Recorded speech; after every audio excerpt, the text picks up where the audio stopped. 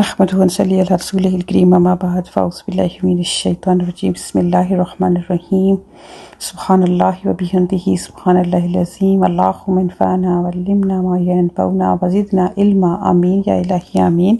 अस्सलामु अलैकुम व रहमतुल्लाहि व बरकातुहू। उम्मीद करती हूँ कि आप सब खैरियत से होंगे।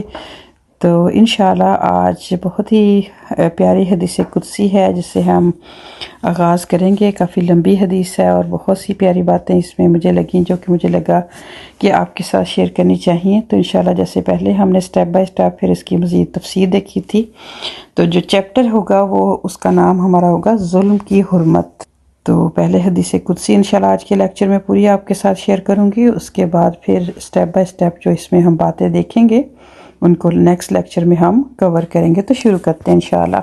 सैयदना अबू ज़र गफ़ारी रज़ी अल्लाह ताला अन्हु नबी करीम सल्लल्लाहु अलैहि वसल्लम से हदीस कुदसी रवायत करते हैं कि अल्लाह सुब्हाना व ताला ने फरमाया कि मेरे बंदो, मैंने अपने ऊपर हराम कर रखा है कि किसी पर जुल्म करूं, और मैंने इसे तुम्हारे दरमियान भी हराम कर दिया है, लिहाजा तुम एक दूसरे पर जुल्म ना करो। फिर फरमाया कि मेरे बंदो, तुम सब गुमराह हो सिवाय उसके जिसे मैं हदायत दूं, बस तुम मुझसे हदायत तलब करो, मैं तुम्हें ज़रूर हदायत दूंगा। फिर फरमाया मेरे बंदो, तुम में से हर एक भूखा है सिवाय उसके जिसे मैं खाना दूं, तुम मुझसे खाना मांगो तो मैं तुम्हें ज़रूर खाना दूंगा। फिर फरमाया मेरे बंदो, तुम में से हर एक बेलिबास है सिवाय उसके जिसे मैं लिबास पहनाऊं, तुम मुझसे लिबास तलब किया करो और मैं तुम्हें ज़रूर लिबास अता करूँगा।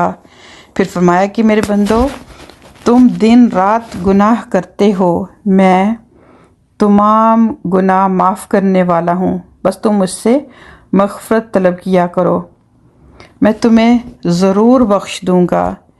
फिर फरमाया कि मेरे प्यारे बंदो, तुम मुझे कुछ नुकसान पहुंचा सकते हो ना ही फ़ायदा, यानी कि अल्लाह सुब्हान तआला फरमाते कि तुम में ऐसी कोई बात नहीं है कि या तो तुम मुझे नुकसान पहुंचाओ या फिर तुम मुझे फ़ायदा पहुंचाओ।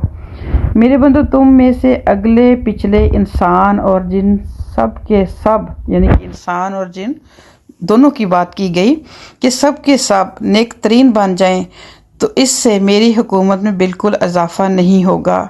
फिर प्यारे बंदो, अगर तुम में से अगले पिछले इंसानों जिन बदतरीन बन जाएं, तो इससे मेरी हुकूमत में बिल्कुल कमी नहीं आएगी। मेरे बंदो, अगर तुम्हारे अगले पिछले इंसान और जिन तमाम के तमाम खुले मैदान में खड़े होकर मुझसे मांगें और मैं हर एक को उसके मांगने के मुताबिक देता जाऊं, तो इससे मेरे ख़जानों में बस इतनी सी कमी आती है जितनी कि समंदर में सुई डुबोकर निकालने से समंदर में कमी आती है।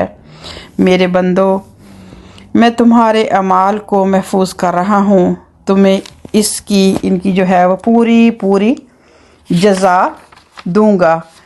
बस जो शख्स अच्छा नतीजा पाए वो अल्लाह सुब्हान ताला की हम्द करे, और जिसे अच्छा नतीजा ना मिले तो वो सिर्फ़ अपने आप ही को मलामत करे।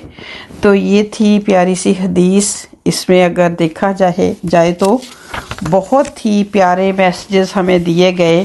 जैसे कि आप सब जानते हैं कि हदीस कुदसी अल्फाज कुरान का तो वो हिस्सा नहीं होते, अल्फाज अल्लाह सुब्हाना ताला के होते हैं और नबी पाक सल्लल्लाहु अलैहि वसल्लम की ज़बान मुबारक से अदा होते हैं। फिर उसके बाद हमने जैसे देखा कि सहाबी जो थे सैयद अबू ज़र गफ़ारी, उन्होंने ये हदीस जो थी वो रवायत करते हुए सारी बातें जो बताई कि नबी पाक सल्लल्लाहु अलैहि वसल्लम से उन्होंने इस तरह से सुनी।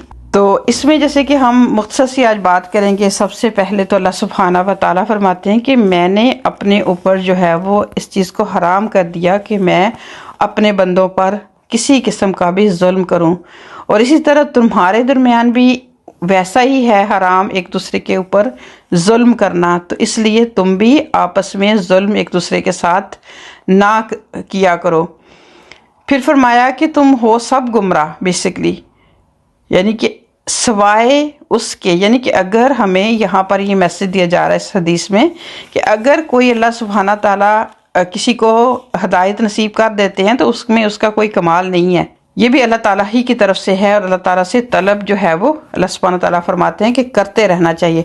इसी तरह जैसे हम खाना अगर ख़ुद खाते हैं या किसी को खिलाते हैं, कुछ भी करते हैं, तो इसमें हमारा कोई कमाल नहीं। अगर हम खुद खाते हैं या फिर किसी की हेल्प करते हैं, किसी को खाना खिलाते हैं, तो ये अल्लाह सुब्हानहू तआला ही की तरफ से है। फिर फरमाया लिबास की बात हुई कि लिबास भी जो है सिवाय उसके जिसको मैं अता करूं, तो इसलिए मुझसे ही तलब करो। फिर इसी तरह गुनाहों की बात की गई कि तुम दिन रात तो गुनाह करते हो, लेकिन यह है कि तुम फिर मुझसे माफ़ी मांग लिया करो तो मैं तुम्हें ज़रूर बख्श दूंगा। फिर इसी तरह सबसे जो बेहतरीन मैसेज था कि अल्लाह सुब्हानहू तआला फरमाते हैं कि तुम अगर सब के सब नेक भी बन जाओ तो मेरी हुकूमत में कोई इजाफा नहीं करोगे। इसी तरह अगर तुम सब के सब जो है वो बदतरीन बन जाओ तो फिर भी कोई कमी नहीं आएगी। फिर फरमाया कि अगर तुम सब के सब अव्वल से आखिर जिन्नो इंस अगर एक खुले मैदान में आ जाएं और मुझसे सारे अपने अपने जो हाजात रखें और मैं सबको उनकी ख्वाहिशात के मुताबिक जो है वो अता करूं, तो मेरी बादशाहत में इतनी ही कमी आएगी। एक मिसाल दी गई कि हम खुद सोच सकते हैं कि एक सुई, फिर उसका जो नाका है, जब उसको पानी में डिबो के निकाला जाता है तो कितनी कमी समंदर में आ जाती है। तो अल्लाह सुब्हानहू व तआला ने बेहतरीन मैसेज इस हदीस में हमें दिया और फिर फरमाया कि सारे अपने अपने जितने भी हम सब अमाल कर रहे हैं, अल्लाह सुब्हानहू व तआला उन सबको महफूज कर रहे हैं। अब हमारी मर्ज़ी है कि हमने अपने ऊपर जुल्म करना है या फिर हमने अच्छे काम करने हैं, क्योंकि इस चीज़ का तो नतीजा जो है वो इस दुनिया में भी और फिर आखिरत में भी मिलता है। तो इंशाल्लाह आज की बात को मैं यहीं पर कंप्लीट करूँगी। फिर इसका जो मज़ीद जो इसकी तफसीर है इस हदीस की 1 बाय 1 जो इंशाल्लाह हम देखेंगे।